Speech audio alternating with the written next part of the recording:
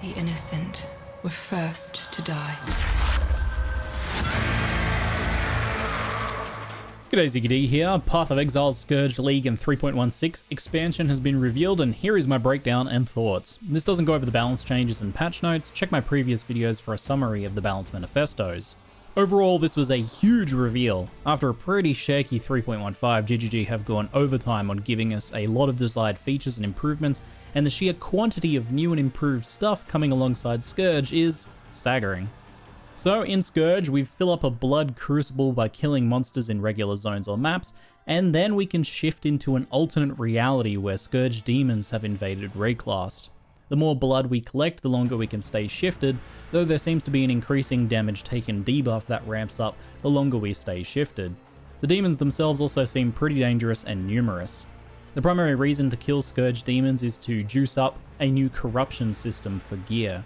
Putting an item into the Scourge window allows you to fill up a corruption bar, which then corrupts the item and adds a pair of new implicit modifiers. You can corrupt an item up to 3 times, and each time it's a new tier of corruption, more powerful than the last. It'll likely play that if you get a good corruption that works for the item, then you'll stop, or if you get something bad, you'll try again for something more powerful. Or perhaps once the possibilities are known, people will chase specific tier 2 or 3 corruptions to finish off their high-end gear. Here we have some examples of tier 1 corruptions. Notice that each corruption comes paired with something good and a drawback. The examples here show that under the right conditions, the drawbacks might be freebies. 25 strength requirement on a wand, for example, is basically nothing, and deal no physical damage is fine if you don't deal any, though if you are a physical build then obviously it's a hard reroll. The upsides here are pretty nice, though nothing crazy, a decent amount of extra spell damage and some bonus resistance. Next up we have a couple of tier 2 Scourge corruptions. Losing chaos resistance is a pretty serious downside as most players are not overcapped, though Chaos Leech is a notable upside to this, as it's not usually so easy to obtain. This is probably a worthwhile trade-off in some cases. Deal no chaos on the second item is another case by case that can be ignored on most builds, and Consecrated Ground is a pretty nice upside that gives you regen, and now also gives curse resistance. For the tier 3 items, we have some much more notable effects. Never Crit is a case by case, obviously fine if you aren't built crit, and this item gives you a Keystone, Call to Arms, for instant war cries. This is niche, but if that's good in your build, it could potentially save you a ton of passives, and at worst it frees up one passive for basically 0 downside on the right build, which is pretty solid. The second item gives nearby enemies increased lightning resistance. This is fine if no one in your party does lightning damage, and the upside is flat mana regen, which is solid in some builds.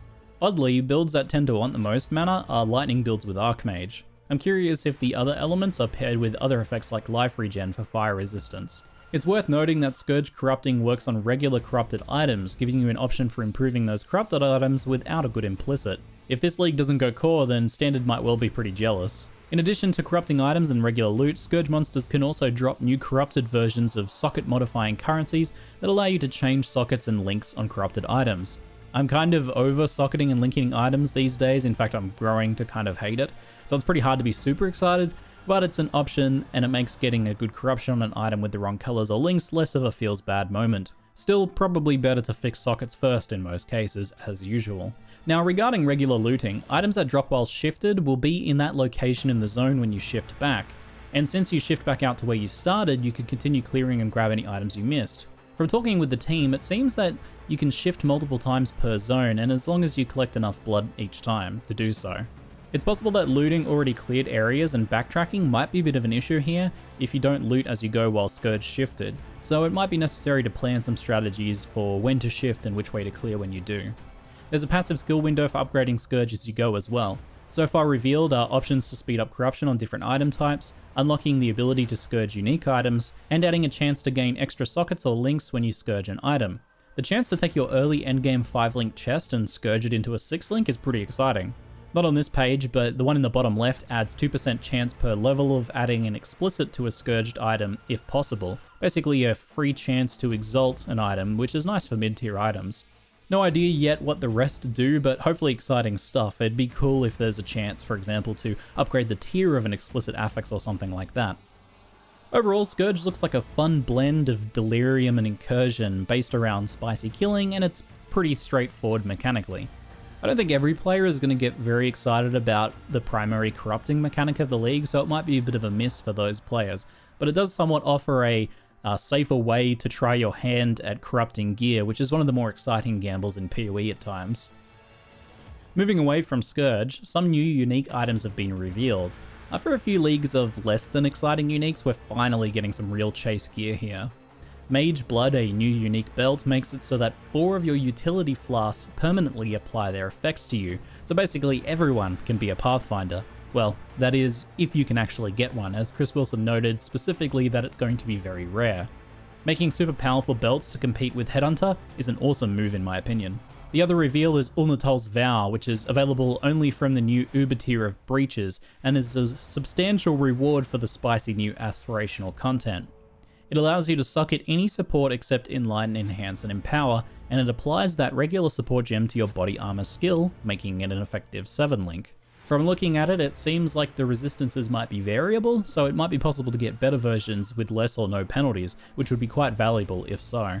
Next up, streamlining the endgame progression is something that a lot of us have been wanting to see. Next expansion, the endgame is getting reworked, but until then, the Atlas has been reduced to 100 regular maps and 4 regions. This also means 16 Watchstones instead of 32, and GGG says about half as much work is required now to get to the true endgame. This is a fantastic change, as before it was often the case that your first character was done and retired well before you get most of the Atlas passives and bonuses unlocked, and overall progression to get to the good stuff took way too long and really dragged on. As there are now 4 regions, a lot of Maven passives have been cut down and condensed. I expect most of the competing ones for the same content that was spread across different zones have been trimmed down to a single set of options for one zone now. Here we can see a new condensed version of Valdo's Rest. Expedition is also going core, and it gets some pretty solid passives in Lyra Arthane. Expedition was a lot of fun and super rewarding, so I'll definitely be picking all of these up maybe alongside Invasion or some of Breach if I want to chase Uber Breaches. On that note, there is a new tier of Breachstones now, which can only be obtained from the Breachlord Maven fight, which I thought was an interesting choice. There's also map modifiers on Breachstones now to make them more rewarding and challenging, with the note that there won't be mods that hard counter builds like Cannot Leech. There's also a new improved Grasping Mail drop with specific locked modifiers based on the Breachlord apparently, so good crafting bases could be an interesting chase loot for the new Uber Breachlords. Other new aspirational content includes Blight Ravaged maps, which drop from Blighted maps. These can be anointed up to 9 times, with the same anoint being applied 3 times at most, and are always monster level 85, and also get one of the new unrevealed chase uniques available in these as well. Interestingly, Blight had another tier of content planned all the way back in Blight League that never made the cut and didn't quite get into the game, so I'm curious if this is it or something different instead. Originally there was supposed to be some sort of major boss, so I don't know if this will be the case here or if this is something else entirely. Legion also gets new Unrelenting emblems that can be mixed with regular emblems to make them more spicy overall. Delirium Simulacrum can now go up to 30 waves with significantly more bosses spawning and the chance at multiple Delirium unique drops if you can make it that far. Delirium Orbs are also being made more common, and less exciting rewards like Talisman and Prophecy have been removed. Lastly, Delve has been rebalanced a bunch with more monster life but less damage, and new modifiers to make zones more challenging and more rewarding. Fossils and Resonator drops seem like they're being reduced outside of Delve, but increased in Delve itself to make it more rewarding, and Alchemical Resonators are being removed entirely, so they're all just chaotic now, which simplifies things. Also, Delve-specific modifiers can now drop Fractured on items, making it a bit easier to craft those extra Spectre chests. Now that's already a lot of new and improved stuff, but we're also getting 6 new Keystones and a passive tree rework on top of that. Solipsism gives another option to deal with elemental ailments, and as long as you aren't an ES build, the trade-off is basically free. Magebane gives another source of spell suppression at the cost of some evasion scaling. Not a huge amount, but it could be worth it. Spell suppression is a new mechanic that halves spell damage taken, which is quite powerful. This seems like a mechanic you'll want to stack to 100%. It's a bit hard to know at the moment how hard this will be, so it's a bit hard to judge how good this keystone is going to be in that context. Lethi's Shade I like quite a bit. It halves damage over time taken for the first second, which is lots of time to react and heal or move out of the way. Its drawback is increased ailment duration on you, which doesn't always apply in those scenarios, but it is a pretty big debuff, so make sure you deal with these ailments in other ways. Seems like there's lots of new sources of getting immunity or heavy resilience to ailments now, so that should be quite a bit easier.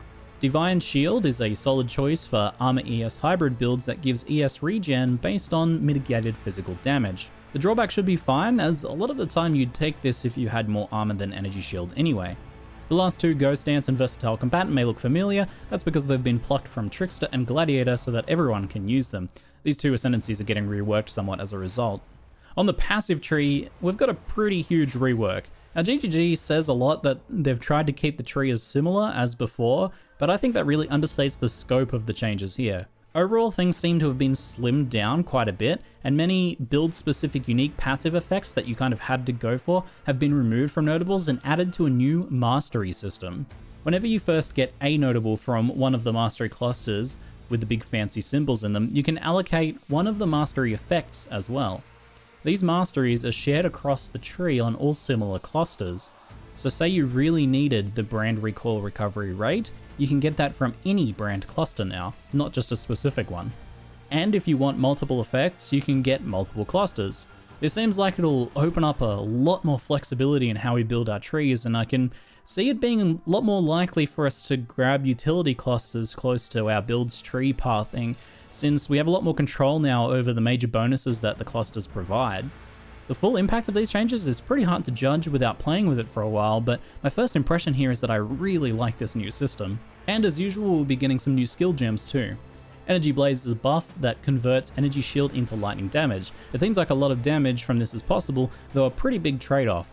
Unlike Archmage, for example, where building mana for damage was also more survivability with Mind Over Matter, in this case you do actually have to sacrifice most of the built survivability for that damage boost. So again, a pretty big trade-off.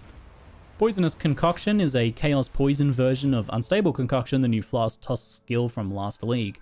I like this one a lot more though, personally, because of the synergy with Pathfinder and Poison Proliferation, helping the skill to clear packs a lot nicer. Tornado lets you summon a tornado and shoot projectiles at it to add more damage.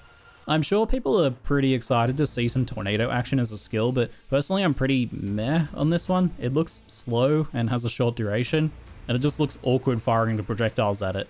Maybe you can chain off it, and maybe that'll help, and maybe with some duration scaling it could be good, but I'm not super convinced. Prove me wrong though. Temporal Rift is a reservation utility skill that lets you rewind time to heal yourself. A super powerful survivability tool, though I'm guessing you probably can't rewind if you already die, so you'll need some pretty good reaction speed.